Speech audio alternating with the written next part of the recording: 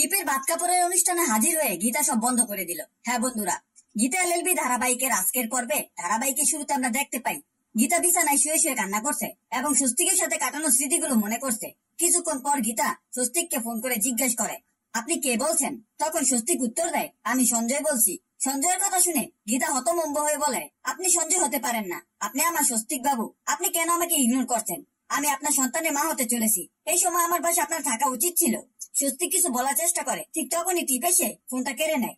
টিপ গীতাকে বলে, আমি জানতাম তুমি ফোন করবে, তাই কাল রাতে হওয়া সত্ত্বেও আমি সঞ্জয়ের সাথে দেখা করতে এসেছি। সঞ্জয়ের নাম শুনে গীতা প্রতিবাদ করে বলে, তুমি ভুল করছো, ও আমার স্বস্তিক বাবু আর আমি ওর সন্তানের মা হতে চলেছি। টিপ তখন ক্ষিপ্ত হয়ে বলে, তোমার গায়ে যদি গন্ডারের চামড়া না থাকে, যদি একটু লজ্জাবোধ থাকে, তাহলে আর কোনোদিন এখানে ফোন করবে না। আর যদি ফোন করো তবে খুব খারাপ হয়ে যাবে। তুমি আমার সংসার ভাঙার চেষ্টা করছো। কাল আমার বৌভাতের অনুষ্ঠান আছে, তারপর ফুলসজ্জা, এর মধ্যে তুমি ঢুকতে পারবে না, বলে দিলাম। টিপের এই কথা শুনে গীতা দৃঢ়ভাবে বলে, তুমি আমাকে অপমান করছো, আমি তোমাকে টেনে নিয়ে আদালতে দাঁড় করাবো। প্রতিটা অপমানের প্রতিশোধ আমি কোর্টে নেব।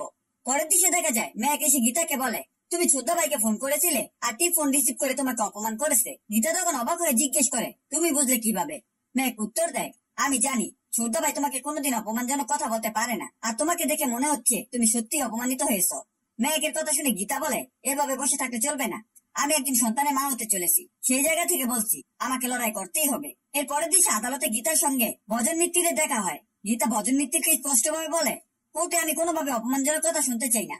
আর যদি কিছু বলিস তাহলে আমার হাত উঠবে, তোকে আমি মেরেই দেবো। ভজন মিত্তির পাল্টা বলে, তুই আমাকে কিসের ভয় দেখাচ্ছিস? আমাকে থ্রেট করছিস? তুই তো মা হতে চলেছিস, তাই আদালতে নয় বাড়িতে শুয়ে রেস্ট কর। ভজন মিত্তিরের এই কথা শুনে গীতা ক্ষুব্ধ হয়ে বলে, আমি আদালতে শুধু কয়েকটা প্রশ্ন করতে চাই, আর সঠিক উত্তর না পেলে আমি তোকে ওখানে মারা শুরু করব। সঞ্জয়ের পুরো নাম কি, তার বাড়ি কোথায়, তার বাবা মার নাম কি, সমস্ত ডিটেলস আমি আদালতে প্রশ্ন করব, আর সঠিক উত্তরটা তোকেই দিতে হবে। পরবর্তী দৃশ্যে দেখা যায় প্রিয়ম্পদার বাড়িতে টিপের ভাত কাপড়ের অনুষ্ঠান চলছে। চারদিকে খুব আমেজ। ঠিক তখনই সেখানে গীতা উপস্থিত হয়ে দৃঢ়ভাবে বলে, এই ভাত কাপড়ের অনুষ্ঠান হবে না। আইনত যতক্ষণ না প্রমাণিত হচ্ছে উনি সঞ্জয়, ততক্ষণ কোনো রিচুয়াল আমি হতে দেব না। এতে প্রিয়ম্পদা রেগে গিয়ে বলে, তুমি বড় ভুল করছো মেয়ে, তুমি আমার মেয়ের জীবনটা নষ্ট করে দিয়েছো। এমন সময় টিপ রেগে গিয়ে তার মাকে বলে, সবকিছুর জন্য তুমি দেয়। তুমি যদি ওকে নার্সিং হোম থেকে আমাদের বাড়িতে না নিয়ে আসতে, তাহলে আজকে দিনটা দেখতে হতো না। আমার জীবনটা শেষ করার পেছনে তুমি দেয়। এদিকে গীতা কিছু না বলে স্বস্তিকের হাতে একটি কাগজ ধরিয়ে দেয় এবং বলে, এখানে সাইন করে দিন। স্বস্তিক প্রথমে সাইন করতে অস্বীকার করে, কিন্তু গীতা ধমক দিয়ে তাকে সাইন করাতে বাধ্য করে। গীতা মনে মনে বলে, এই সাইন কোনোদিন নকল হতে পারে না, আমাকে সেটা প্রমাণ করতে হবে। এই ছিল গীতা এলএলবি ধারাবাহিকের আজকের আপডেট। ভিডিওটি ভালো লাগলে চ্যানেলটিকে সাবস্ক্রাইব করে পাশে থাকা বেল আইকন টান করে এবং আপনাদের মূল্যবান কমেন্ট করতে ভুলবেন না।